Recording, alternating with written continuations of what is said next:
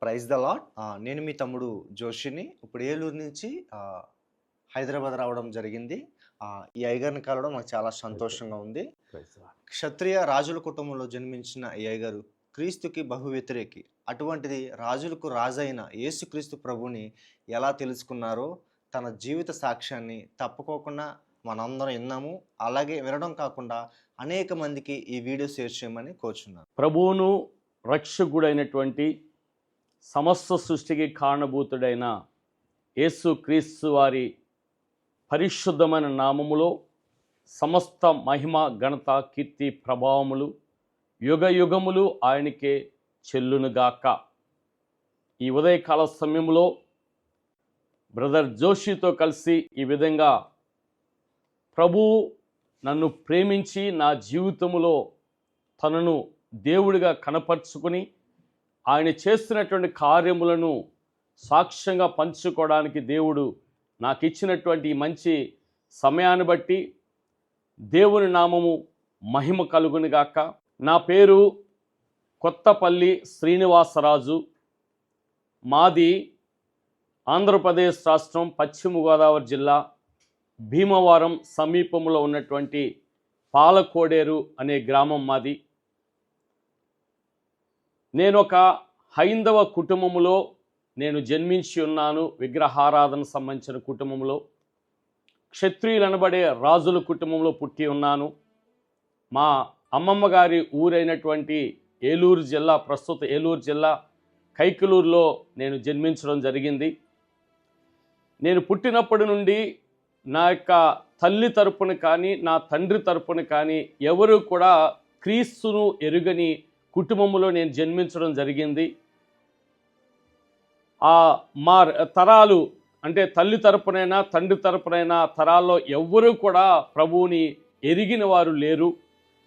పుట్టినప్పటి నుంచి కూడా మా తల్లిదండ్రులు నేర్పించిన దాన్ని బట్టి మా తాత ముత్తాతలు ఏవైతే అనుసరిస్తూ వస్తున్నారో అదే విగ్రహారాధనలో కొనసాగుతూ వాటికే పూజ చేస్తూ మేము బ్రతుకుచున్నటువంటి పరిస్థితులు. క్రైస్తవులంటే చిన్నతనము నుంచే కూడా నాలో ఒక రకమైనటువంటి ద్వేషం ఉండేది. వారందరూ కూడా శపించబడిన వారని, లేకపోతే వెలివేయబడిన వారని, వారందరూ కూడా వారు పనికిరాని వారు అని ఒక నీచమైనటువంటి స్వభావము నాలో ఉంటూ ఉండేది. అది ఎందుకో నాకు తెలియదు. నేను పుట్టిన కులం అవ్వచ్చు, లేక పరిస్థితులు అవ్వచ్చు, ఏమైనా కావచ్చు. మా తండ్రి వ్యవసాయ పనులు చేస్తూ ఉండేవారు. కైకలూరు, అదేవిధంగా పాలకోడేరు, ఎండగండి, అదేవిధంగా కన్నాపురం, జంగారెడ్డి గుడి దగ్గర వచ్చే కన్నాపురం, ఇట్లాగా రకరకాల ప్రదేశాల్లో నా యొక్క చదువు అనేది కొనసాగింది. చివరగా పశ్చిమ గోదావరి జిల్లాలోని ఎండగండి అనే గ్రామంలో నా చదువు కొనసాగుతూ ఉంది. చిన్నప్పటి నుంచి స్కూల్కి వెళ్తున్నాం. స్కూల్లో ఈ క్రిస్టియన్స్ని పక్కన కూర్చోబెట్టుకోవడం కానీ, వారితో కలిసి ఆడుకోవడం కానీ, లేకపోతే వారితో కరచాలను షేక్ హ్యాండ్ తీసుకోవడం కానీ, వారు ఇచ్చింది ఏదైనా ముట్టుకోవడం కానీ, అటువంటిది ఏది కూడా మాకు ఇష్టం ఉండేది కాదు. ఇంటర్మీడియట్ చదువుతున్నప్పుడు నాతో పాటు ఒక చంద్రశేఖర్ అనే ఒక బ్రదర్ ఉండేవాడు. ఆయన క్రైస్తవుడే. వారి తండ్రి గారు మాకు డ్రాయింగ్ టీచర్గా ఉండేవారు. వారంతా కూడా కుటుంబం అంతా కూడా చాలా బాగా చదువుకున్నవారు, చాలా క్రమంగా పద్ధతి కలిగినటువంటి కుటుంబము. అల్లరి చిల్లరగా వారు ఉండేవారు కాదు. ఎందుకో వారిని చూస్తే చాలా కలర్ కూడా చాలా ఫెయిర్ కలర్ ఉండేవారు. వాళ్ళని చూస్తే ఎందుకో ఒక రకమైనటువంటి అభిమానం ఉండేది. తనతో నేను కొద్దిగా మాట్లాడుతూ స్నేహం చేస్తూ అటువంటిది ఉండేది. కానీ మిగతా క్రిస్టియన్స్ ఎవరితో కూడా నేను చాలా దూరంగా ఉండేవాడిని. అయితే ఒకసారి ఏమైందంటే, ఆ రోజు తన ఇంటికి చంద్రశేఖర్ తన ఇంటికి నన్ను పిలిచి ఉన్నాడు. నేను ఆయన ఇంటికి వెళ్ళాను. ఇంటికి వెళ్ళినప్పుడు వారి ఇంటిలో తయారు చేస్తున్నటువంటి బిర్యానీని స్పెషల్గా ఆ రోజు చేశారంట. నాకు ఆయన తినమని చెప్పి పెట్టాడు. సరే, నేను ఆ రోజు తిన్నాను. తినిన తర్వాత ఆయన ఒక మాట అన్నాడు, ఈరోజు నీవు మా ఇంటికి వచ్చి మా ఇంటిలో ఆశీర్వదించబడినటువంటి భోజనం తిన్నావు, దేవుడు ఒక రోజు నిన్ను పట్టుకుంటున్నాడు చూడు అని చెప్పేసి ఒక మాట అన్నాడు. మేము ఇప్పుడే చర్చికి వెళ్ళి ప్రార్థన చేసుకొచ్చాం. వండినటువంటి వంటకాలకి ప్రత్యేకంగా ప్రార్థన చేసి దీవించాం. అని చెప్పేసి ఆయన చెప్పడం జరిగింది. ఆ రోజు క్రిస్టమస్ అంట. నాకు తెలియదు క్రిస్టమస్ అంటే. నాకు తెలిసిన క్రిస్టమస్ ఏంటంటే స్కూల్కి ఒకరోజు హాలిడే వస్తుంది, అంతవరకే నాకు తెలుసు. ఆ విధంగా ఆయన మాట్లాడడం జరిగింది. అది అయిపోయింది. దాని తర్వాత అనేక రకములైనటువంటి మా జీవితాల్లో ఒడిదుడుకులు ఉండడం, ఆర్థికపరమైన సమస్యలు ఉండడం జరిగింది. ఆ తర్వాత 1986 సంవత్సరంలో పశ్చిమ గోదావరి జిల్లాలో చాలా ప్రాంతాల్లో భయంకరమైనటువంటి వరదలు వచ్చినాయి. ఆ వరదల్లో మేము కొంత నష్టపోయిన పరిస్థితుల్లో సరే ఇంకా చదువుని అక్కడితో ఇంటర్మీడియట్ తోటి ఆపేసి హైదరాబాదు కుకట్పల్లి ప్రాంతానికి రావడం జరిగింది ప్రియులారా. కుకట్పల్లి ప్రాంతానికి వచ్చాం. ఇక్కడ ఒక కంపెనీలో చిన్న జాబ్ చేసుకుంటూ, సైకిల్ మీద జాబు పోతూ చిన్న జాబ్ చేసుకుంటూ బ్రతుకుతూ ఉన్నాం. ఈ కుకట్పల్లి ప్రాంతం గురించి అందరికీ తెలిసిందే. దీన్ని మినీ ఆంధ్ర అంటారు. ఇక్కడ అందరూ కూడా గోదావరి జిల్లా వాళ్ళు, కృష్ణా లేకపోతే రాయలసీమ, వైజాగ్ ఆ ప్రాంతాలకు చెందిన వారంతా కూడా కుకట్పల్లి ప్రాంతంలో ఎక్కువగా ఉంటారు. నేను ఇక్కడ జీవిస్తూ నేను జాబ్ చేసుకుంటా ఉన్నా. దాన్ని బట్టి కొన్ని రకములైనటువంటి చెడు వ్యసనాలు కూడా నేను బానిస అవ్వడం జరిగింది. నాకు తెలియకుండానే వేరే వాళ్ళు నన్ను మోసగించి కొన్ని రకములైనటువంటి మత్తు పదార్థాలకి నన్ను అలవాటు చేశారు. తర్వాత అది ఇష్టంగా మారింది. అయితే ఎప్పుడు శృతిమించలేదు, కానీ ఒక లిమిట్లో అది ఉండేది. తర్వాత 1993లో నాకు వివాహం జరిగింది పశ్చిమ గోదావరి జిల్లా తణుకులో. అది హైందవ పద్ధతిలోనే వివాహం జరిగింది. ఎందుకంటే మేము క్రీస్తుని ఎరగము కాబట్టి మాకు తెలిసిన పద్ధతిలోనే వివాహం జరిగింది. వివాహం జరిగిన తర్వాత మా తల్లిదండ్రులు అక్కడ ఆంధ్రాలోనూ ఉండేవారు. వారు మామూలుగా వ్యవసాయ పనులు చేసుకుంటూ ఉండేవారు. అయితే నాకు ఒక ఆలోచన వచ్చింది ఏంటంటే, వారు అక్కడ ఉండడం, నేను హైదరాబాద్లో ఉండడం, ఇదంతా ఎందుకు, వాళ్ళు కూడా కుకట్పల్లికి తీసుకొచ్చేసి వాళ్ళు కూడా అంతా కలిసి ఉంటే బాగుంటుంది అనే ఉద్దేశంతో వాళ్ళు కూడా రమ్మని చెప్పాను. సరే అని చెప్పి వాళ్ళు అక్కడి నుంచి కుకట్పల్లి ప్రాంతానికి రావడం జరిగింది. వచ్చిన తర్వాత ఒక డైరీ ఫామ్ అనేది అక్కడ పెట్టడం జరిగింది ప్రియులారా. ఈ డైరీ ఫామ్ పెట్టడానికి ముందు నేను బిజినెస్ చేద్దామని చెప్పేసి ఏం చేస్తానంటే కింగ్స్ టూర్స్ అండ్ ట్రావెల్స్ అని కేపీహెచ్బి కాలనీలో ప్రారంభించడం జరిగింది. బస్ టికెట్లు, రెంటల్ కార్స్, ఇటువంటి సర్వీసు. దాంట్లో కూడా చాలా నష్టపోవడం జరిగింది. సరే ఓ పక్కన జాబ్ చేసుకుంటున్నా, ఇంకెందుకు లేదని అనుకున్నా. తల్లిదండ్రులు వచ్చారు, వాళ్ళకి తండ్రికి తెలిసిన పని అని కష్టపడడం తెలుసు కాబట్టి ఒక డైరీ ఫామ్ పెట్టి దాన్ని మెయింటైన్ చేసుకుందాం, నేను జాబ్ చేసుకోవచ్చు అనే ఉద్దేశంతో కేపీహెచ్బి కాలనీలోనే డైరీ ఫామ్ పెట్టడం జరిగింది. ఈ డైరీ ఫామ్ పెట్టిన తర్వాత మా తండ్రి గారు ఆ పనులు చూసుకుంటూ ఉండేవారు. చూసుకోవడానికి ఏమి ఇబ్బంది లేదు, కానీ ఈ డైరీలో అనేక రకములైనటువంటి నష్టాలు వస్తూ ఉండేవి. ఎప్పుడు కూడా లాభం అంటూ ఉండేది కాదు. ఈ పాలకు సంబంధించిన బిల్స్ నెల మొత్తంలో కూడా వస్తూ ఉండి దాన్ని తీసుకెళ్ళి ఏం చేసేవాళ్ళంటే డైలీ ఫైనాన్స్లో కట్టి, డైలీ ఫైనాన్స్లో ఎప్పుడు కూడా పైసలు తీసుకుని దాన్ని బట్టి ఈ గేదెలు కొనడం, అమ్మడం, దాంతో పాల వ్యాపారం చేయడం, ఆ విధంగా జరిగింది ప్రియులారా. నష్టాలు పెరిగిపోతున్నాయి. ఒక పక్కన అప్పులు చూస్తే అప్పులు భయంకరంగా పెరిగిపోతున్నాయి. బిజినెస్లో ఏ విధంగా కూడా, డైరీ ఫామ్లో ఏ విధంగా కూడా మాకు లాభం లేదు. ఆ విధంగా కొనసాగుతుంది. అది 1998 సంవత్సరం దాకా వచ్చింది. 1999 సంవత్సరంలో ఏమైందంటే నాకు ఒక రకమైనటువంటి నా యూరిన్లో బ్లడ్ పోతూ ఉండేది. ఆ బ్లడ్ పోతున్నప్పుడు నా దగ్గర ట్రీట్మెంట్ చేయించుకుందామన్నా కూడా పైసలు లేని పరిస్థితి ఒకటి. రెండోది, ఒక పక్కన భయంకరమైనటువంటి అప్పులు, దాన్ని బట్టి ఒత్తిడి చాలా ఉండేది. నాకు చిన్నప్పటి నుంచి కూడా ఒక మనస్సు ఏంటంటే ఎవరి దగ్గరికి వెళ్ళి కూడా సాయం అడగడం కానీ, చేయి చాపడం కానీ ఎప్పుడు అలవాటు లేదు. ఎవరిని కూడా నేను అడగను, నాకు ఇది చెయ్యండి, ఈ విధంగా నాకు హెల్ప్ చేయండి అని ఎవరిని అడగను. బంధువులైనా, బయట స్నేహితులైనా, ఎవరినైనా ఇప్పుడు కూడా. కానీ ఇప్పుడు మాత్రం యేసు ప్రభు వారిని అడుగుతాను అన్నీని. అప్పట్లో మాత్రం నేను ఎవరిని అడిగేవాడిని కాదు. ఆ విధంగా జరుగుతున్నప్పుడు రోజు రోజుకి కూడా ఆ వ్యాధి ముదురుతుంది. నేను చాలా వీక్ అవుతున్నాను. అది ఎవరికి చెప్పుకోలేని పరిస్థితి. ఎర్రగడ్డలో ఉన్నటువంటి చర్చ్ హాస్పిటల్లో నేను దాన్ని ట్రీట్మెంట్ గురించి వెళ్ళాను. వాళ్ళన్నీ కూడా రిపోర్ట్లు, టెస్టులు చేస్తున్నారు. అంత నార్మల్ ఉందమ్మా, ఏమి లేదంటున్నారు. కానీ నా యూరిన్లో బ్లడ్ పోతూ ఉంది ప్రియులారా. ఈ విధంగా అప్పులు ఎక్కువైపోయినాయి. తర్వాత ఒత్తిడి ఎక్కువైపోయింది. నేనేం చేసేవాడిని అంటే ఉదయం లేచి నేను బయటికి వెళ్ళిపోతూ ఉండేవాడిని. ఎక్కడికి వెళ్తున్నానో కూడా నాకు తెలియదు. దగ్గరలోనే కానీ బయట తిరిగి మళ్ళీ ఎప్పుడో అర్ధరాత్రి వచ్చేవాడిని.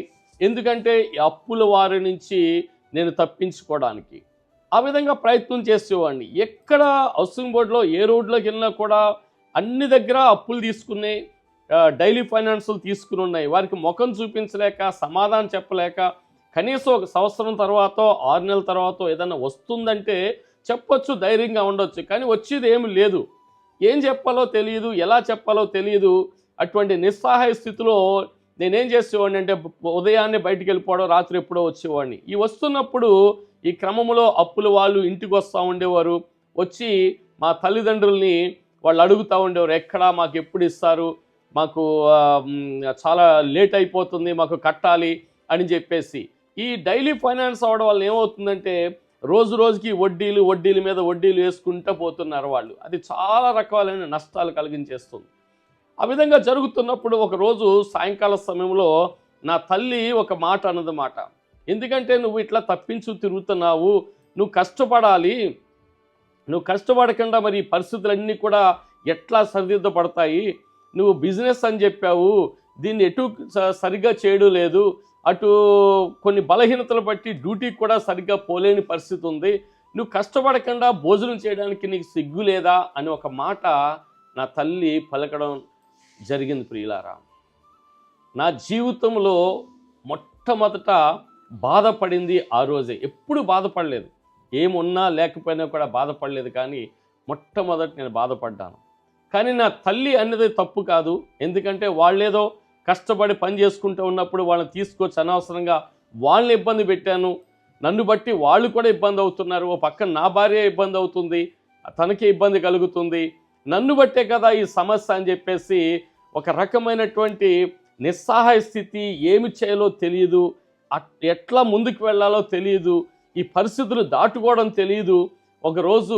ఆ రోజు నేను నా భార్య చాలా కన్నీరు కార్చి బాధపడ్డాం. ఏంటి ఈ పరిస్థితి మా జీవితంలో అనుకుంటా. తర్వాత నేను నా మనసులో ఒక ఆలోచన చేయసాగాను. ఇటు కుటుంబానికి నేను ఆదరణగా లేను, సహాయకరంగా లేను. ఇటు సొసైటీలో చూస్తే అప్పులైపోయి తలెత్తుకోలేని పరిస్థితి ఉంది, చేతిలో రూపాయి లేదు, ఒక పక్కన చూస్తే రోగం ఉంది. ఈ పరిస్థితులు ఎలా దాటుకుంటామా అని చెప్పేసి, ఎందుకైనా మంచిది, ఇవన్నీ కూడా మనం ఇంకా భరించలేము, చనిపోతే మంచిది అనే ఒక ఆలోచన నాలో వచ్చింది ప్రియులారా. కానీ చనిపోవాలన్నా కూడా ధైర్యం సరిపోవట్లేదు, కానీ ఆలోచన అయితే ఉంది. సరే, ఆ సమయంలో ఏం జరుగుతుందంటే కేపీహెచ్బి కాలనీలో ఇప్పుడు ఉన్నటువంటి బ్రాండ్ ఫ్యాక్టరీ ఉన్నటువంటి ఆ స్థలంలో లార్డ్స్ గ్రేట్ చర్చి నుండి రత్నమాణిక్యం గారు అని ఒక దైవజనరాలు ఉండేవారు. ఆమె వాళ్ళు సువార్త కూటాలు ఆ గ్రౌండ్లో ఏర్పాటు చేశారు ప్రియులారా. ఏర్పాటు చేసినప్పుడు అక్కడికి ఒక సేవకుని పిలిచారు. ఆయన నైజీరియా నుంచి వచ్చాడు. ఆయన పేరు మోజెస్ ఓజో అనే ఆయన పేరు. ఆయన వచ్చి ఆ సువార్త కూటాలు జరుగుతున్నాయి. 3 రోజుల కూటాల్లో 2వ రోజు నేను ఆ రోడ్డు మీద వెళ్ళడం జరిగింది ప్రియులారా, నైట్ టైంలో. ఎందుకంటే కాలనీలో ఉంటున్నాను కాబట్టి ఆ చర్చికి అందరూ కూడా అన్యులు, రెడ్డిస్ అని, బ్రాహ్మిన్స్ అని, రాజులని, కమ్మాస్ అని అందరూ కూడా వెళ్తూ ఉండేవారు. వాళ్ళందరూ కూడా నాకు బయట తెలుసు, ఎందుకంటే అదే కాలనీలో నేను ఉంటున్నాను కాబట్టి.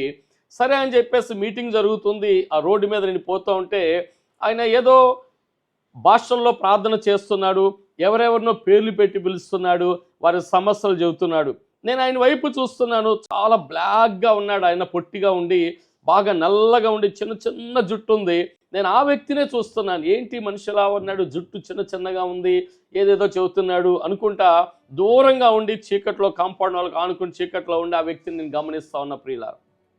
గమనిస్తున్నప్పుడు ఏం జరిగిందంటే ఆశ్చర్యరీతిగా ఆయన అందరి పేర్లు చెప్తా వచ్చి సడన్గా నా పేరు చెప్పాడు. ఏమనంటే, ఇదిగో ఇక్కడ రాజు అని ఒక సహోదరుడు ఉన్నాడు, ఆయన యూరిన్లో బ్లడ్ పోతుంది, భయంకరమైనటువంటి సమస్యలతో ఉన్నాడు, ఆయన చనిపోవాలని ఆలోచన కలిగి ఉన్నాడు, కానీ యేసు ప్రభు ఆయన్ని ప్రేమిస్తున్నాడు, ఆయన ఆ యూరిన్ అంతా కూడా యేసుక్రీస్తు నామములో ఆ బ్లడ్ పడుతున్నటువంటి యూరిన్ వైట్గా మారిపోతుంది అని ఆయన చెప్పడం జరిగింది ప్రియులారా. నేను సడన్గా ఇప్పుడు మీకు ఆశ్చర్యం వేసింది, చాలా ఆశ్చర్యం వేసింది, చాలా అంటే చాలా ఆశ్చర్యం వేసింది.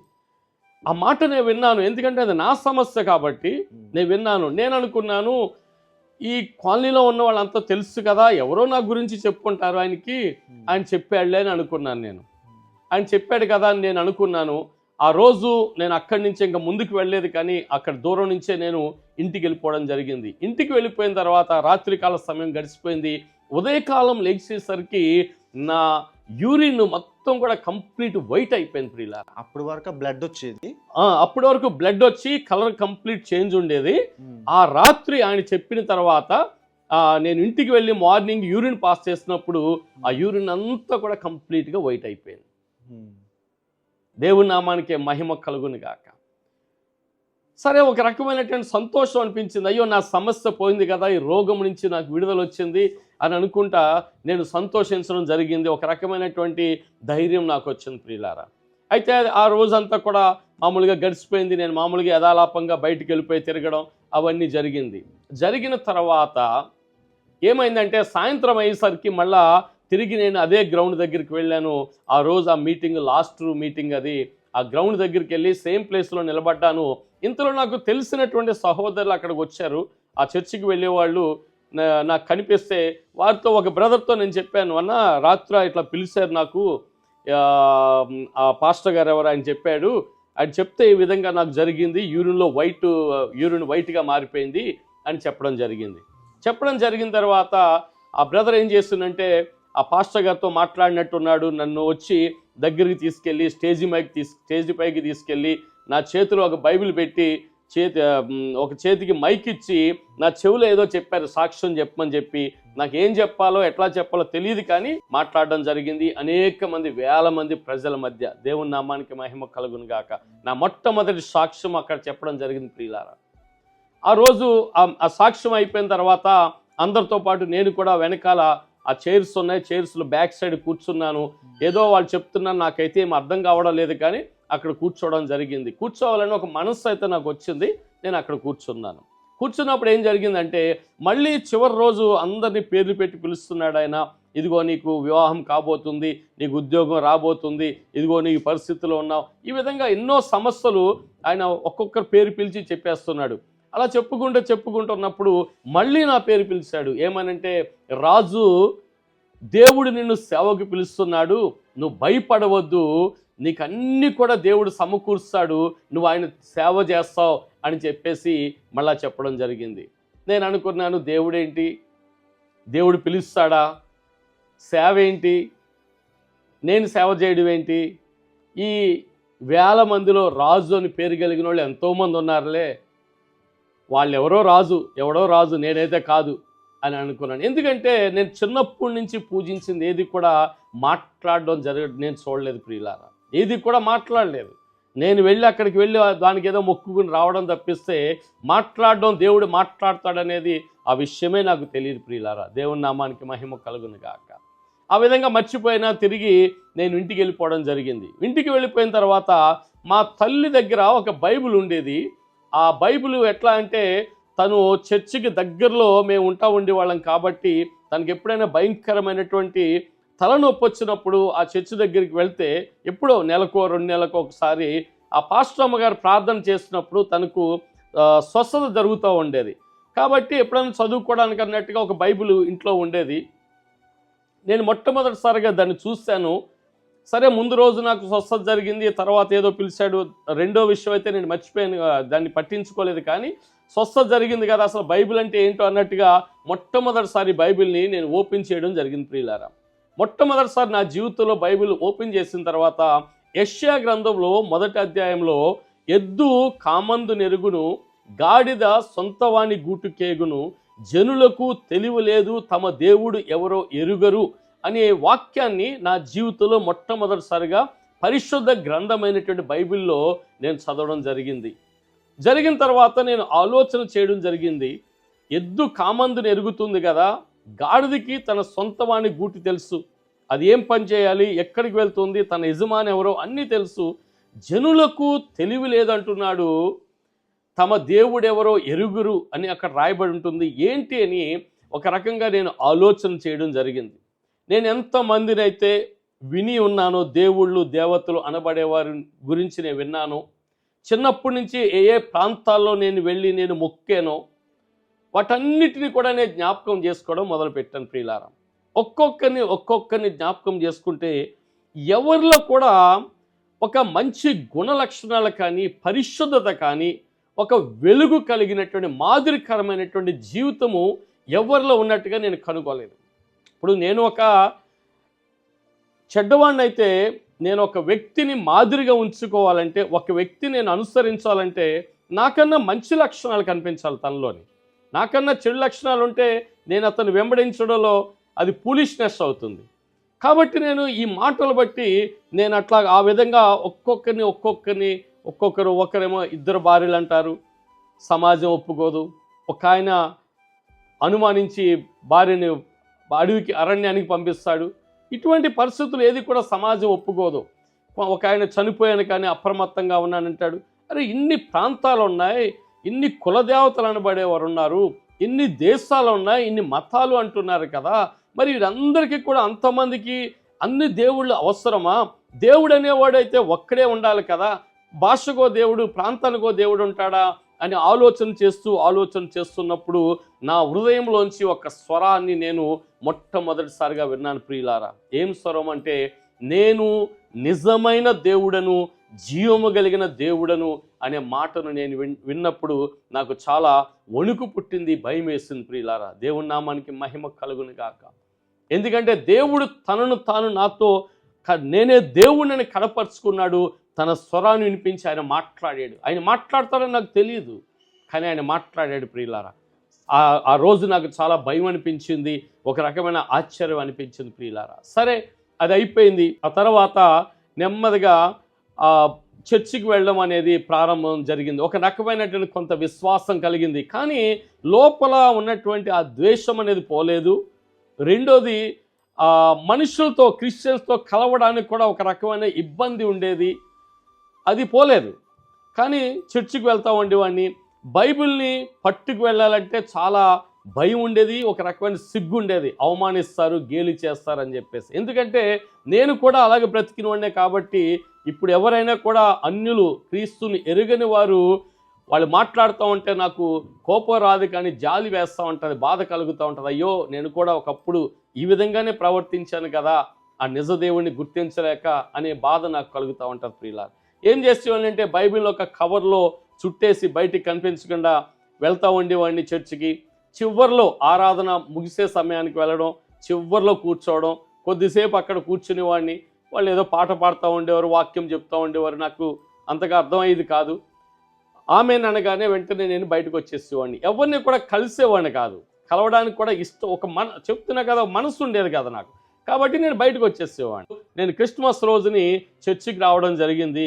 పాస్టర్ అమ్మ గారు ప్రత్యేకంగా నన్ను పిలిచి, బాబు ఇది క్రిస్మస్ కేక్ అమ్మా అని చెప్పేసి తను తన చేతితోటి నా చేతిలో క్రిస్మస్ కేక్ పెట్టడం జరిగింది. క్రిస్మస్ కేక్ పెట్టినప్పుడు నాకు అనిపిస్తుంది, లోపల ఒక స్వరం నేను వినిపిస్తుందన్నమాట. ఒక రకమైనటువంటి దేశం, క్రిస్టియన్ ఇస్తే తింటావా, క్రిస్టియన్ ముట్టుకుందు నువ్వు తింటావా అని చెప్పేసి ఒక స్వరం నాతో మాట్లాడుతుంది ప్రియులారా. సరే, మనసు ఒప్పలేదు. చుట్టూ అందరూ తెలిసిన వ్యక్తులే ఉన్నారు, కాలనీలో ఉన్నాను కాబట్టి తెలిసిన వ్యక్తులే ఉన్నారు. సరే, వారి ముందు వేషధారులాగా తల ఊపుతా నవ్వుతా అది అలాగే పట్టుకుని నెమ్మదిగా అదే రోడ్లో, ఫస్ట్ రోడ్లో బ్రాండ్ ఫ్యాక్టరీ వైపు ముందుకు వెళ్ళాను. అప్పుడు అంత డెవలప్మెంట్ లేదు కాబట్టి ముందుకు వెళ్ళి అటు ఇటు చూశాను, ఏ మనిషి కూడా కనిపించలేదు. అక్కడ డ్రైనేజ్ నాలా ఉంటే ఆ కేక్ని నాలాలోకి విసిరేసేసాను ప్రియులారా. నేను పని చేస్తున్నటువంటి స్థలంలో ఒక ఆయన ఉండేవాడు. ఆయన చాలా పెద్ద వయసు ఆయన. నా పనులకన్నిటికీ అడ్డుపడుతూ, ఆటంకపరుస్తూ, చికాకు తెప్పించే పరిస్థితి వస్తూ ఉండేది ప్రియులారా. ఆయన వచ్చినప్పుడు నాకు ఒక రోజు ఒక రకమైనటువంటి ద్వేషం, ఉక్రోషం అలా వచ్చేసింది. అన్నిటికీ అడ్డుపడతా ఉంటాడు, పెద్ద ఆయన అయిపోయాడు, ఏం మాట్లాడలేము అనుకుంటే ఒక రకమైన రోషము లేదా కోపంతో నేను బైక్ డ్రైవ్ చేసుకుంటా మన కుకట్పల్లి వసంతనగర్లో చాలా స్పీడ్గా వెళ్ళిపోతున్నాను, డ్రైవ్ చేసుకుంటా అన్నమాట. ఒక రకమైన ఉద్రేకం అట్లా ఉందన్నమాట. ఆయన తలుసుకుంటూ వెళ్ళిపోతా ఉంటే నేను ఒక్కసారి సడన్గా దేవుని స్వరాన్ని విన్నాను ప్రియులారా. ఏమనంటే, ఎదుటి వ్యక్తిని ప్రేమించలేని నువ్వు నన్ను ఎలా ప్రేమించగలుగుతావు అని చెప్పి దేవుడు స్వరంతో మాట్లాడాడు. వెంటనే బండి ఆపాను, బైక్ ఆపాను, పక్కన స్టాండ్ వేసి, ప్రభువా క్షమించయ్యా, నాకు తెలియదు, క్షమించు ప్రభు అన్నప్పుడు నా భారం అంతా కూడా దిగిపోయి హృదయం అంతా తేలిగ్గా, సమాధానంగా అనిపించింది ప్రియులారా. అనగా దేవుడు కూడా అట్లాగా ఒప్పింప చేస్తాడు, ఆయన మాట్లాడతాడని నేను గమనించగలిగాను. డైరీలో ఉన్నటువంటి నష్టాలు అలాగే కొనసాగుతున్నాయి. నెమ్మదిగా డైరీని తీసేయడం జరిగింది. తీసిన తర్వాత నాకు జాబ్ లేదు. జాబ్ అంటే ఎట్లా అంటే అసలు రూపాయి అనేది చేతిలో లేని పరిస్థితి అయిపోయింది. నాకు తెలిసినటువంటి ఒక బిల్డర్ ఉన్నారు. ఆ బిల్డరు ఒకరోజు కేపీహెచ్బి కాలనీలో నేను బస్ స్టాండ్లో నిలబడి ఉన్నాను, వెనకాల 4th ఫేస్కి వెళ్ళడానికి. అప్పటికి 60 పైసలు అనుకుంటే టికెట్, బస్ టికెట్. ఆ 60 పైసలు కూడా నా దగ్గర ఉండేది కాదు. ఆ బస్ స్టాండ్లో నేను నిలబడి ఉన్నాను. ఆయన ఏదో బ్యాంకు పని మీద, బస్ స్టాండ్ పక్కన బ్యాంకు ఉంటే ఆ బ్యాంకు పని మీద అక్కడికి వచ్చి ఆయన నన్ను చూశాడు. బస్ స్టాండ్లో ఉండి చూసి అన్నాడు, ఆయన నాకు పరిచయం, ఆయన అంతకుముందు చూసి అన్నాడు, మీరు మా దగ్గరికి వచ్చి జాబ్ చేయొచ్చు కదా, మీరు మా దగ్గర చేయరు కానీ అక్కడెక్కడ చేస్తారు జాబు అని అనటం జరిగింది. విశ్వనాథరాజు ఆయన పేరు. అయితే నేనేమన్నానంటే, నా దగ్గర అసలు 60 పైసలకి టిక్కెట్ కొనుక్కోవడానికే పైసలు లేవు, కానీ నాలో ఒక గర్వపు మాట వచ్చింది. ఏంటంటే, నేను జాబ్ చేయాలంటే మీకు చాలా ఖర్చు అవుతుంది, నాకు బండి కావాలి, పెట్రోల్ కావాలి, నాకు సండే నేను డ్యూటీకి రాను, అట్లాంటి నాకు నిబంధనలు ఉన్నాయంటే ఆయన ఏమన్నా అంటే, మీకు అన్నీ ఇస్తాను, మీరు రేపు ఆఫీస్కి వచ్చి కలవండి అని చెప్పేసి అన్నాడు. నాకు ఆశ్చర్యం అనిపిస్తుంది ఈ రోజు కూడా. ఆ రోజు 60 పైసలు లేవు అని పిలిచి జాబ్ ఇస్తానంటే కూడా నాకు అవసరం లేదు, నాకు ఇన్ని ఇస్తేనే నేను చేస్తానని ఎట్లా మాట్లాడానో నాకు తెలియదు. కానీ అది దేవుని ఏర్పాటు కాబట్టి ఏం చేస్తానంటే, మన్నాడు వెళ్ళడం జరిగింది. వెళ్ళినప్పుడు ఆయన ఏమన్నా అంటే, మీకు ఏ బండి కావాలో, ఏ కలర్ కావాలో ఫైనాన్స్లో తీస్తాను, నేనే చెక్ చేసి సైన్ చేస్తాను, మీరే వెళ్ళి తెచ్చుకోండి, నేను రాను అని చెప్పడం జరిగింది ప్రియులారా. ఆ విధంగా కన్స్ట్రక్షన్లో జాబ్లో జాయిన్ అయ్యాను. జాయిన్ అయ్యి ఆ పని చేసుకుంటూ వస్తున్నాను ప్రియులారా. దేవుడు ఒక్కొక్కటి కూడా ఆ రుణ బాధల నుంచి, ఆర్థిక సంబంధించిన రుణ బాధల నుంచి ఒక్కొక్కదాన్ని విడుదల చేసుకుంటూ వస్తున్నాడు. అంత మాత్రమే కాదు, వాక్యమును చదవడం వల్ల వాక్యము వెల్లడైన చోట వెలుగు కలుగుతుందని లేఖనము సెలవిస్తున్న విధంగా కొన్ని సత్యాలు నేను గ్రహించడానికి దేవుడు నాకు కృప చూపుతూ ఉన్నాడు ప్రియులారా. దేవుని నామానికి మహిమ కలుగును గాక. దాన్ని బట్టి నేను పాపిని కదా, నాలో చెడ్డ మనసు ఉంది కదా, నాలో చెడు వ్యసనాలు ఉన్నాయి కాబట్టి నేను దాన్ని గ్రహించగలుగుతున్నా, దాన్ని విడిచిపెట్టడానికి నేను ఇష్టపడుతున్నా. భయంకరమైనటువంటి చెడు వ్యసనాలతో చిక్కబడి ఉన్నానని చెప్పాను కాబట్టి కొన్ని చెప్పలేనటువంటి చెడు వ్యసనాలు కూడా నాకున్నాయి. వాటిని నేను చెప్పలేను, కానీ అవి కూడా ఉన్నాయి. అయితే వీటన్నిటి నుంచి కూడా ఒక రోజు నేను తీర్మానం చేసుకున్నాను, నేను బాప్టిజం తీసుకోవడం జరిగింది. దేవుని నామానికి మహిమ కలుగును గాక. ఆ విడిపించిన దేవుడు మళ్ళీ వాటి వైపు చూడడానికి ఎప్పుడు కూడా నేను ప్రయత్నం చేయలేదంటే నా గొప్పతనం కాదు, దేవుడు నాకు అటువంటి మనసు ఇచ్చాడు. అందుని బట్టి దేవుని నామానికి మహిమ కలుగును గాక. అదేవిధంగా నేను ఆ సమయంలో ఒకసారి ఆంధ్ర ప్రాంతానికి ప్రయాణమే వెళ్ళుచున్నాను కూకట్పల్లి నుంచి. నాకు చర్చిలోకి వెళ్ళినప్పుడు మొట్టమొదటిసారిగా ఒక పాట నాకు బాగా నోటెడ్. ఏసే నా పరిహారి, ప్రియ ఏసే నా పరిహారి అనే పాట నా మొట్టమొదటిగా నాకు తెలిసిన పాట అది. ఆ చరణాలు నాకు బాగా గుర్తు. ఇంక వేరే పాట పాడడం రాదు, ఆ చరణాలు కూడా గుర్తులేదు. నేనేం చేస్తున్నానంటే, చేతక్ మీద నేను బయలుదేరాను, స్కూటర్ మీద నేను ఒక్కడనే వెళ్తున్నాను. కూకట్పల్లిలో మొదలుపెట్టి నేను పాట పాడుకొని రిపీట్ చేస్తూనే విజయవాడ మీదుగా నేను భీమవరం వెళ్ళడానికి ప్రయాణం చేస్తున్నా ప్రియులారా. ప్రయాణం చేస్తున్నప్పుడు కోదాడ ఏరియాకి వచ్చినప్పుడు, అప్పుడు సింగిల్ రోడ్డు హైవే, అప్పుడు ఒక మలుపు వచ్చింది. ఆ మలుపులో ఒక లారీ నా మీదకి వచ్చినట్టుగా అనిపించింది. నేను సడన్గా కొద్దిగా అటు ఇటు కన్ఫ్యూజ్ అయ్యాను, మార్జిన్ దిగాను, కానీ పడిపోలేదు, ఏమి కూడా నాకు నష్టం జరగలేదు, గాయాలు ఏం కూడా కాలేదు. కానీ లారీలో ఉన్న వ్యక్తి మాత్రం ఒక మాట అంటున్నాడు, ఈ లారీ కింద పడడానికి ఇంట్లో చెప్పొచ్చావా అని ఒక మాట అన్నాడు. ఆ మాట మాత్రం నేను విన్నాను. ఏమనుకున్నాను, నవ్వుకున్నాను. ఏమి కాలేదు కాబట్టి నేను ఎవ్వరికి కూడా చెప్పలేదు, ఒక్క వ్యక్తి కూడా నేను చెప్పలేదు. ఆ తర్వాత నేను మామూలుగా నా ప్రయాణాన్ని కొనసాగించుకుని నా పనులు చూసుకుని తిరిగి కుకట్పల్లికి వచ్చేసాను. ఇది జరిగిన కొంతకాలానికి నూజివీడు దగ్గర ఆగిరిపల్లి అనే గ్రామంలో దీనమామ గారని ఒక ఆమె ఉండేవారు. తను చాలా పెద్ద వయసు, అప్పటికే 75 సంవత్సరాల వయసు ఉండేది. ఆమె వ్యవసాయ పనులు చేసుకుంటూ ఉండేది. ఆ ఊర్లోనే ఏం చదువుకోలేదు. భయంకరమైనటువంటి రొమ్ము క్యాన్సర్ నుంచి ప్రభు ఆమెను స్వస్థపరిచాడు. ఆమెకున్న ప్రత్యక్షత ఏంటంటే, ఒక్క సెకండ్లోనే దేవుని దర్శనాన్ని చూడగలుగుతుంది, దేవుని స్వరాన్ని వినగలుగుతుంది ప్రియులారా. ఆమెను అందరూ కూడా స్కానింగ్ మిషన్ అంటారు. మరి రాజుబాబు గారు కానీ దైవజనులు ఏసన్న గారికి కూడా గుంటూరులోని వారి యొక్క సంఘాన్ని తీసుకెళ్ళి కూర్చోబెట్టి సంఘమంతటికి కూడా దర్శనం చెప్పించేవారు ఆమెతోటి. ఆమె కూకట్పల్లి ప్రాంతానికి రావడం జరిగింది. నేను వెళ్తున్నటువంటి చర్చికి అందరూ ఆమెను అంటారు, ఇదిగో స్కానింగ్ మిషన్ వచ్చింది, ఈమె ఏదున్నా కూడా కరెక్ట్గా చెప్పేస్తూ ఉంటుంది అని చెప్పడం జరిగింది. ప్రియులారా, అందరూ ప్రార్థన చేయించుకుంటున్నారు, అందరూ అయిపోయారు. లాస్ట్లో నేనున్నప్పుడు నేను కూడా ప్రార్థన చేయించుకోవడానికి వెళ్ళినప్పుడు ఆమె ఏమందంటే, నువ్వు స్కూటర్ మీద విజయవాడ వెళ్తున్నావు, టర్నింగ్లో కోదాడ దగ్గర మలుపులో ఒక లారీ మీదకి వచ్చింది గుర్తుందా అని అడిగింది. అప్పటికి అది జరిగి దగ్గర ఒక 3-4 సంవత్సరాలు అయిపోయింది. నేను స్టన్ అయ్యాను. వెంటనే అసలు ఎవ్వరికే చెప్పలేదు, నా ఒక్కడికే తెలుసు, ఈమెకి ఎలా తెలుసు అని అనుకుని అందరూ స్కానింగ్ మిషన్ అన్నారు కాబట్టి ఆమెకి చెప్పేస్తుంది అనుకుంటానే అనుకుని అవును అన్నాను. నువ్వు అక్కడ ఆ మలుపులో చనిపోవలసినది నువ్వు, కానీ యేసయ్య నిన్ను ప్రేమించాడు కాబట్టి బ్రతికించాడు అని యేసయ్య చెప్తున్నాడు, అవునా కాదా అంటే ఏమో నాకు తెలియదు ఆ విషయం అని చెప్పేసి అన్నాను. ఎందుకు బ్రతికించాడో తెలుసా అని అడిగింది. నాకు తెలియదు అని చెప్పాను. ఆ సమయంలో నువ్వు పాట ద్వారా ప్రయాణం చేస్తూ దేవుణ్ణి ఆరాధన చేస్తున్నావంట. దేవుని ఏర్పాట్లో నువ్వు ఉన్నావు, పాట ద్వారా ఆయన్ని నువ్వు ఆరాధన చేస్తున్నావు కాబట్టి తన దూతలు పంపించి ఆ మరణము నుండి నిన్ను విడిపించాడు. ఇది నిజమా కాదా అంది. నిజమే అని చెప్పేసి అన్నాను. అంటే అంత కార్తీగా ఆమె చెప్పగలిగింది. ప్రియులారా, చాలా ఆశ్చర్యం అనిపించింది. అవును కదా, అంటే దేవునికి ఎప్పుడో జరిగిన సంగతులు కూడా అన్నీ ఆయనకి తెలుసు అని నేను గమనించడం జరిగింది.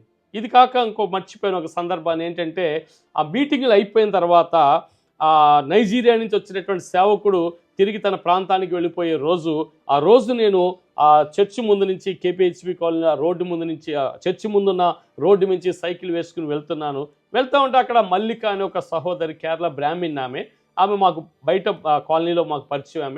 ఆమె రోడ్డు మీద ఉందన్నమాట. రోడ్డు మీద ఉండి సడన్గా నన్ను చూసాను, అన్న ఇదిగో అయ్యగారు వెళ్ళిపోతున్నారు వాళ్ళ ప్రాంతానికి, ఒక్కసారి వచ్చి మేమంతా ప్రార్థన చేయించుకున్నాం, నువ్వు కూడా ప్రార్థన చేయించుకో అన్నా అని చెప్పి పిలిచింది. సరే అని చెప్పేసి నేను కూడా వెళ్ళాను. నేనేం చెప్పలేదు, ఆయన నన్ను ఏం అడగలేదు. ఆయన కేవలం నేను వెళ్ళిన వెంటనే నా గురించి ప్రార్థన చేస్తా వెంటనే ఒక ప్రవచనం చెప్పింది ఏంటంటే, నువ్వు రాజు అని ఎవరినో పిలిచాడని అనుకుంటున్నావు, కానీ ఎవరినో కాదు, నేను పిలిచింది నిన్నే, నువ్వు నా సేవ చేస్తావు, రాబోయే రోజుల్లో నా కార్యాలను కళ్ళారా చూస్తావు అని చెప్పడం జరిగింది. ప్రియులారా, దేవుని నామానికి మహిమ కలుగును గాక. నాకు వెంటనే భయం వేసింది. సేవ చేస్తానంట, దేవుని కార్యాలు చూస్తాను, ఏంటో అవి తెలియదు, సేవ అంటే తెలియదు, అసలు ఏం తెలియదు కాబట్టి నాకు భయం వేసింది. సరే, ఆ సందర్భం అది అయిపోయింది. ప్రియులారా, దేవుని నామానికి మహిమ కలుగును గాక. ఒక దైవజనుడి ద్వారా దేవుడు మాట్లాడుతున్నాడు ఏంటంటే, నువ్వు ఉద్యోగం విడిచిపెట్టొచ్చి వ్యాపారం చేయాలని చెప్పాడు ఆయన. నేను అనుకున్నా నాకు ఉద్యోగంలో చాలా అనుకూలంగా ఉంది, నేను ఎప్పుడు వెళ్ళాలంటే అప్పుడు వెళ్ళొచ్చు, ఎక్కడున్నావు అని అడగరు, ఎందుకు రాలేదని అడగరు, అసలు ఏ విధంగా కూడా నాకు ఆటంకం లేదు. చక్కగా బండి ఉంది, పెట్రోల్ కంపెనీ ఇస్తుంది, బండి ఉంటుంది, ఎక్కడికి వెళ్ళావు ఏం తిరిగావు అని ఎవ్వరు అడగరు. నాకు చాలా చాలా అంటే చాలా అనుకూలత ఉంది అంత జాబ్లో. అది వదిలి రావడం నాకు ఇష్టం లేదు. అప్పటికే నేను కింగ్స్ టూర్స్ అండ్ ట్రావెల్స్ ద్వారా నష్టపోయినా, డైరీ బిజినెస్ ద్వారా కూడా నష్టపోయాను. కాబట్టి మళ్ళా వ్యాపారం అనే బిజినెస్ అనేసరికి నాకు భయం పట్టుకుంది. ఎందుకు ఇదంతా చక్కగా మంచి జాబ్ ఉంది కదా, జాబ్లో కొనసాగితే అయిపోతుంది, ఆ జాబ్ చేసుకుంటా చర్చికి వెళ్తున్నా, చర్చి పనులు ఏదైనా ఉంటే చూస్తున్నా, అటువంటి చూసుకుంటూ ఉంటున్నా అని అనుకున్నాను. అయితే ఆ దైవజనుడి ద్వారా దేవుడు చెప్పింది ఏంటంటే, నీకు ఒక వ్యాపారాన్ని దేవుడు ఇస్తున్నాడు, దాని పేరు ఏబుల్ కన్స్ట్రక్షన్స్ అనే పేరు కూడా ఆయన చెప్పాడు. ఇది ఇస్తున్నాడు, ఇది ఇస్తుంది దేవుడే. అయితే దేవుడు ఏమంటున్నా అంటే, ఈ బిజినెస్ చేస్తూ నువ్వు దేవుడు పరిచయం చేయాలంట.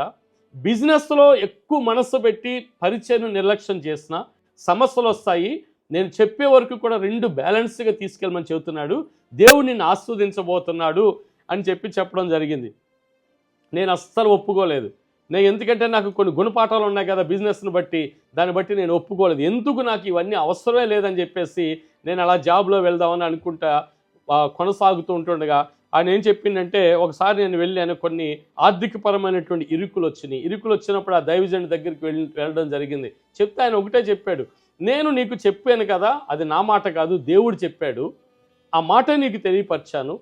దేవుడు చెప్పిన మాటని నేను వ్యతిరేకంగా ప్రార్థన చేయలేను కదా, నువ్వు ప్రపంచంలో ఎక్కడికి వెళ్ళి ఎంతమంది దైవజనుల ద్వారా ప్రార్థన చేయించుకున్నా కూడా చెప్పింది దేవుడు కాబట్టి దాన్ని విడిచిపెట్టడం, నువ్వు అది చేయవలసిందే అన్నాడు.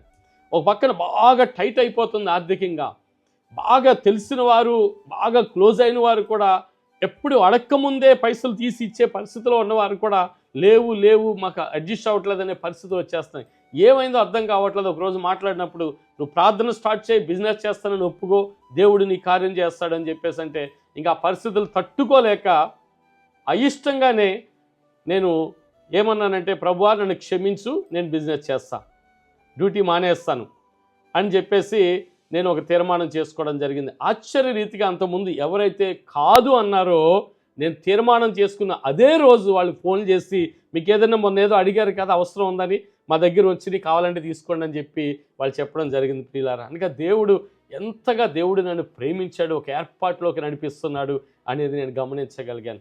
ఒక వ్యక్తి కన్స్ట్రక్షన్ చేయడానికి పర్మిషన్ కోసం నా దగ్గరికి వచ్చిండు. ఆయన ఎవరో నాకు తెలియదు, నాకు ఎవరో పరిచయం చేయలేదు, నేను ఆయనకి తెలియదు, ఆయన నాకు తెలియదు.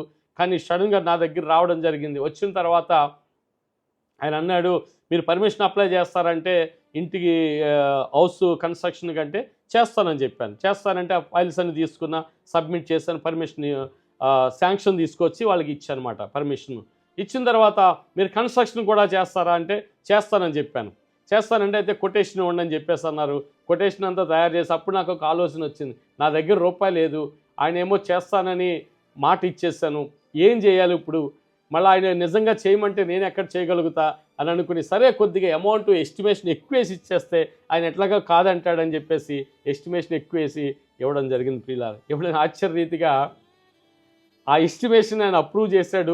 ఒకటి, రెండోది, నా జీవితంలో ఎప్పుడు చూడనటువంటి మొట్టమొదటిగా 8 లక్షల చెక్కు, నేను ఎవరో అని తెలియదు, రాసి అడ్వాన్స్గా నీకు ఇస్తున్నాను, అన్నీ కూడా ముందే పైసలు ఇస్తాను, బేరం ఆడుకుని ₹1 నీకు మిగిలిలాగా నువ్వు ప్లాన్ చేసుకో అని చెప్పడం జరిగింది. ఎందుకంటే దేవుని ఏర్పాటు కాబట్టి ఆ విధంగా జరిగింది.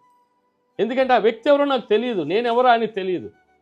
ఆ విధంగా ఆ కన్స్ట్రక్షన్ అనేది కూడా దేవుడు ప్రారంభించడానికి సహాయం చేస్తాడు. తర్వాత అనేక మంది మరి ఐఏఎస్లు వచ్చారు, డాక్టర్స్ వచ్చారు, పోలీస్ డిపార్ట్మెంట్ వాళ్ళు వచ్చారు, ఎంతోమంది ప్లాన్స్ అని అవి చేసుకోవడం కూడా జరుగుతోంది ప్రియులారా. దేవుని నామానికి మహిమ కలుగును గాక.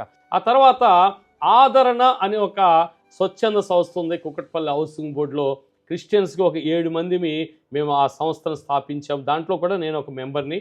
మొదట ఆర్గనైజింగ్ సెక్రటరీ, తర్వాత ఏమనంటే అకౌంటెంట్గా కూడా ఉండేవాడిని.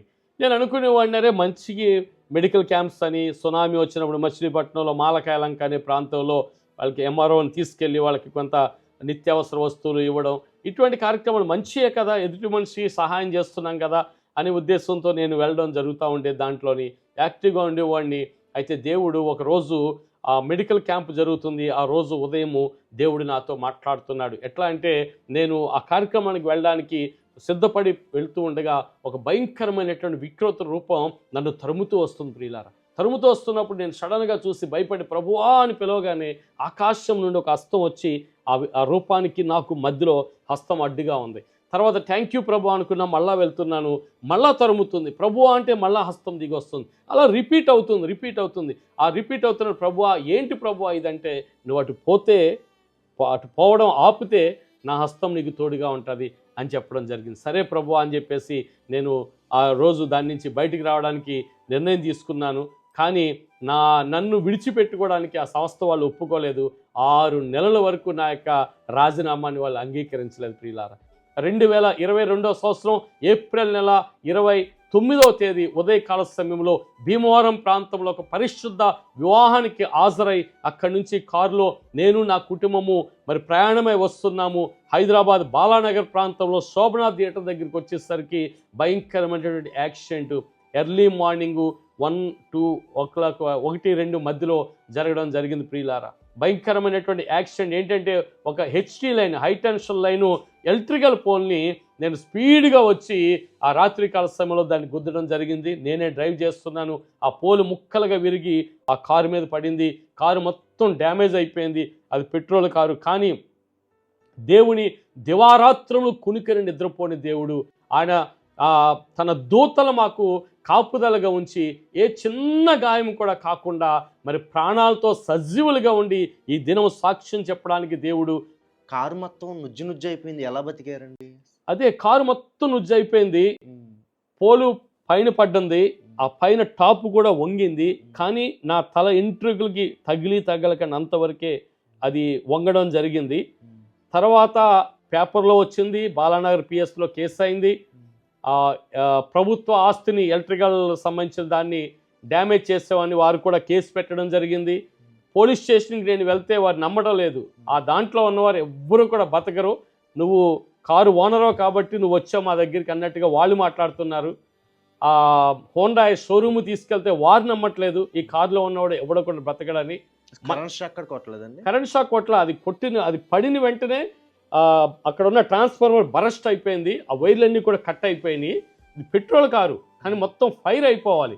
కానీ దేవుడు ఎంత ఆశ్చర్యకరంటే ఆయన ఏ చిన్న గాయం కూడా కాకుండా దేవుడు కాపాడడం జరిగింది. ఇంకోటి ఏంటంటే అది రిపేర్ చేయడానికి కూడా వీలు కానంతగా డ్యామేజ్ అయిపోయింది, స్క్రాబ్లో దాన్ని తీసేయవలసి వచ్చిన పరిస్థితి ప్రియులారా.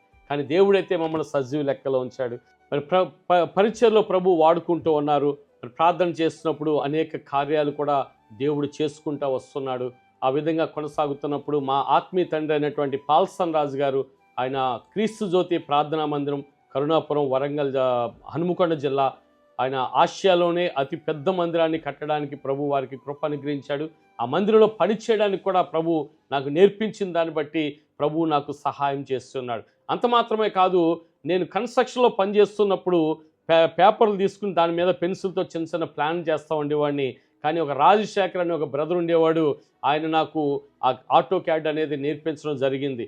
మరి నేను ఒకసారి నేను పోచంపాడు అనే నిర్మల్ దగ్గర ఉన్నటువంటి ప్రాంతానికి వెళ్ళినప్పుడు అక్కడ మా బ్రదర్ ఉంటాడు, ఆయన ఇంట్లో కొన్ని సిస్టమ్స్ చూస్తాను, బ్యాంకు వాళ్ళు తీసి పెట్టేశారు. అక్కడ తీసి పెట్టేస్తే ఏమవుతుందంటే, నేను చూస్తున్నప్పుడు ఈ సిస్టమ్స్ బ్యాంకు తీసేశారు, కొత్త సిస్టమ్స్ పెట్టుకోవడానికి, మీకు అవసరమైతే చూడండి అని చెప్పి, అవసరమైతే చెప్పండి నేను పంపిస్తాను. నా దగ్గర డబ్బులు లేవని చెప్తే పర్వాలేదు తర్వాత ఇవ్వచ్చానంటే, నేనేమనుకున్నానంటే ఏసన్న గారు, డీజీఎస్ గారు, రాజ్బాబు గారు వీడియో సాంగ్స్ వస్తూ ఉండి అది చూసుకోవచ్చు, దాంట్లో నాకు నాలెడ్జ్ లేదు, కనీసం అవి చూసుకోవచ్చు ఇంట్లో పెట్టుకుని అనే ఉద్దేశంతో ఒకటి తెచ్చుకోవడం జరిగింది ప్రియులారా. తెచ్చుకున్న తర్వాత ఈ రాజశేఖర్ అనే బ్రదర్ వచ్చి ఆయన రాత్రి 10-11 వచ్చి, అన్న నీకు ఇదిగో కన్స్ట్రక్షన్లో నీకు ఎక్స్పీరియన్స్ ఉంది కదా, నేను కొన్ని కమాండ్స్ నేర్పుతాను, దీంతో నువ్వు సిస్టంలో ప్లాన్ చేయొచ్చు అని చెప్పేసి తను నేర్పడం జరిగింది. ఎందుకంటే ఇవన్నీ కూడా దేవుడు తను ప్రేమించేవారి మేలు కొరకు సమస్తములు కూడా మేలు కొరకు సమకూర్చబడతాయని వాక్యం సెలవిస్తున్నదంగా ఆ విధంగా జరిగించడం జరిగింది.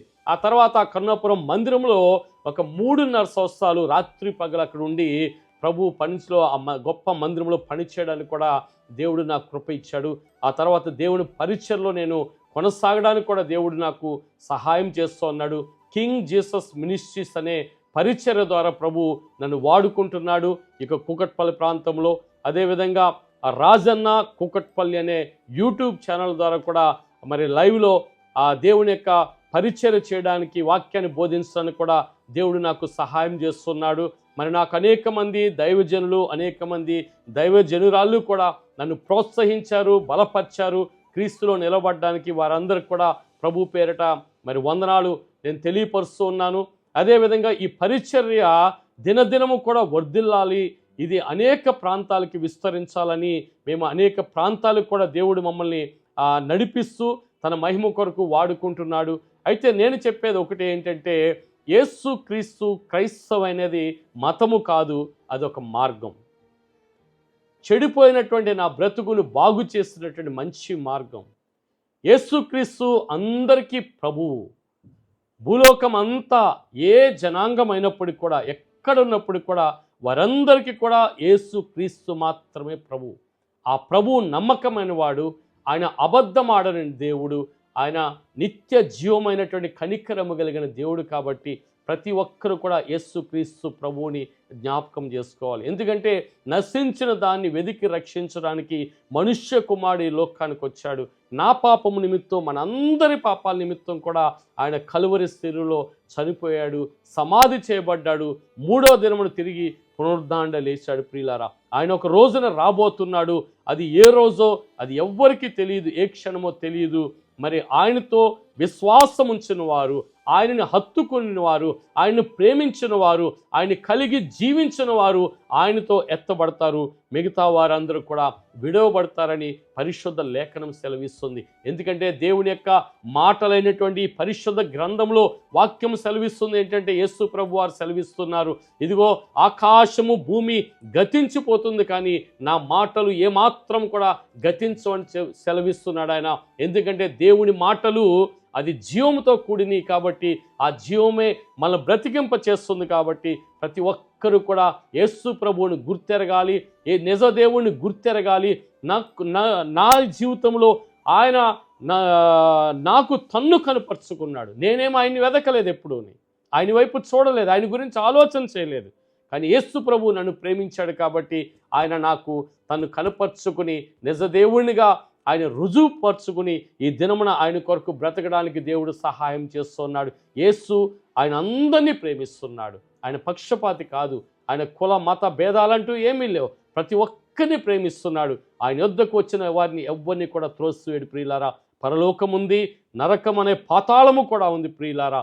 పరలోకము ప్రజల కొరకు అనగా క్రీస్తుని అంగీకరించిన వారి కొరకు, పాతాళము దెయ్యముల కొరకే కానీ మనుషుల కొరకు కాదు. కానీ కొంతమంది దెయ్యాలను పట్టుకుని ఆ దెయ్యాలనే వారు వాటితోనే జీవిస్తున్నారు. ఆ విధంగా జీవించినట్లయితే ఆ దెయ్యాలతో పాటు వారు కూడా పాతాళంలోకి పోతారు. కాబట్టి వారందరినీ కూడా విడిపించడానికే యేసు ప్రభు నిన్ను నన్ను కూడా ప్రేమించి తన రక్తమును కాచి ప్రాణం పెట్టాడు, మనల్ని విడిపించాడు. కాబట్టి ప్రియ దేవుని బిడ్డ, నువ్వెవ్వరైనా, నువ్వెక్కడున్నా, ఏ స్థలంలో ఉన్నప్పటికీ కూడా నువ్వు క్రీస్తుని గుర్తెరడానికి సహాయమును కోరుకో. యేసు వైపు చూడు, నీ జీవితాన్ని బ్రతుకుని ఆయన మార్చేస్తాడు. ఎందుకంటే ఆయన అంటాడు, మార్గం సత్యం జీవం నేనే అంటాడు. నా ద్వారా తప్ప ఎవడును తండ్రి యొద్దకు చేరడని ఆయన సెలవిస్తూ ఉంటాడు. కాబట్టి అటువంటి గొప్ప దేవుణ్ణి నేను కలిగి ఉన్నాను. ఇదిగో నేను నా కుటుంబం అంతా కూడా ప్రభు కృపను బట్టి రక్షణ పొందుకున్నాం. నాకు పరిచర్లో మా కుటుంబం అంతా కూడా చక్కగా సహకరిస్తుంది. మేమందరం కూడా కలిసి మా బ్రతుకు దినములన్నీ కూడా మేము క్రీస్తుని కలిగి క్రీస్తుని ప్రకటిస్తూనే ముందు కొనసాగుతాం. మరి ఇప్పుడు పరిచర్లో మేము ముందు కొనసాగుతున్నాం. కింగ్ జీసస్ మినిస్ట్రీస్ అనే పరిచర్ గురించి మరి ప్రార్థన చేయండి. అదేవిధంగా అంతర్జాతీయ మానవ హక్కుల ఫెడరేషన్లో మేడ్చల్ మల్కాజిగిరి జిల్లా ప్రెసిడెంట్గా కూడా ప్రస్తుతం కొనసాగుతున్నాం. అదేవిధంగా కూకట్పల్లి యునైటెడ్ పాస్టర్స్ ఫెలోషిప్లో కూడా మరి వైస్ ప్రెసిడెంట్గా ఉంటూ ఆ పరిచర్లో కూడా మరి ముందుకు వెళ్తున్నాం. మా యొక్క ఫెలోషిప్, పాస్టర్ ఫెలోషిప్ కూడా మాకెంతో కోఆపరేట్గా ఉంటుంది, సపోర్ట్ చేస్తూ ఉంటుంది. దేవుని యొక్క వాక్యాన్ని ఇంకను విస్తరించాలని, అనేకులు ప్రభువుని తెలుసుకోవాలని మా ప్రయాస. క్రీస్తు మాత్రమే మార్గమై ఉన్నాడు, సత్యమై ఉన్నాడు. ఆ సత్యాన్ని గ్రహించిన వాళ్ళు స్వతంత్రులుగా చేయబడి యేసు ప్రభు సిద్ధపరిచినటువంటి జీవములో వాళ్ళు నిలిచి ఎన్నడూ కూడా నశించిపోకుండా నిత్య జీవమైనటువంటి యేసుతో జీవించగలుగుతారు. ఈ విధంగా సాక్ష్యాన్ని పంచుకోవడానికి ప్రభు నాకు ఇచ్చినటువంటి గొప్ప ధన్యకరమైన సమయాన్ని బట్టి నీకు వందనాలు. ఈ యొక్క సాక్ష్యమును మీ మధ్యకు తీసుకురావడానికి మరి ప్రయాసపడినటువంటి సహోదరుడు జోషి గారికి కూడా ప్రభు పేరట వందనాలు తెలియపరుస్తున్నాను. తన పరిచర్ను ఇంకను తన కుటుంబాన్ని కూడా ప్రభు ఆస్వాదించాలని మేము కోరుకుంటున్నాం. ఈ విధంగా ప్రభు అనేకమైనటువంటి అద్భుత కార్యాలు, ఆశ్చర్య కార్యాలు మా జీవితంలో జరిగించాడు ప్రియులారా. అనేక బలహీనతల నుంచి విడిపించాడు, పరిస్థితులు మార్చాడు. ఈ దినమును ఎవ్వరూ లేనట్టు పొందుకోలేనటువంటి గొప్ప సంతోషము, సమాధానము, ధైర్యము కలిగి ఈ భూమి మీద బ్రతకడానికి దేవుడు మాకు కృప చూపించాడు. ఎందుకంటే ఆయన మమ్మల్ని ప్రేమించాడు కాబట్టి ఆ ప్రభువుని మేము గుర్తెరిగాం. అయ్యో ఒకప్పుడు ద్వేషించామే, ఒకప్పుడు దేవుడిగా గుర్తించలేదు, కానీ ఆయన ప్రాణం పెట్టడం ద్వారా నాకు కనపరుచుకుని ఈరోజు ఆయన బిడ్డగా, ఆయన సాక్షిగా బ్రతకడానికి దేవుడు కృప చూపిస్తున్నాడు. దేవుడు లోకాన్ని ఎంతో ప్రేమిస్తున్నాడు, మిమ్మల్ని అందరినీ కూడా ఆయన ప్రేమిస్తున్నాడు, నన్ను ప్రేమించిన దేవుడు. కాబట్టి ఆ నిజ దేవుని యొక్క, ఆ సృష్టికర్త అయినటువంటి దేవుని యొక్క, ఆయన రాజులకు రాజు, ప్రభువులకి ప్రభు అయినటువంటి యేసయ్య యొక్క ప్రేమను ప్రతి ఒక్కరూ గుర్తెరగాలని మా ప్రార్థన. ఈ సాక్ష్యమును ఇంతటితో ముగిస్తున్నాం. దేవుని నామానికి మహిమ కలుగును గాక. మా పరిచర్య గురించి, కింగ్ జీసస్ మినిస్ట్రీస్ గురించి ప్రార్థన చేయండి. రాజన్న కూకట్పల్లి అనే యూట్యూబ్ ఛానల్ని షేర్ చేయండి, లైక్ చేయండి, సబ్స్క్రైబ్ చేయవలసిందిగా ప్రభు పేరిట తెలియపరుస్తున్నాం. దేవుడు మిమ్మల్ని అందరినీ కూడా దీవించునుగాక. దేవుని నామానికి మాత్రమే మహిమ కలుగునుగాక. ఆమేన్. Praise the lord.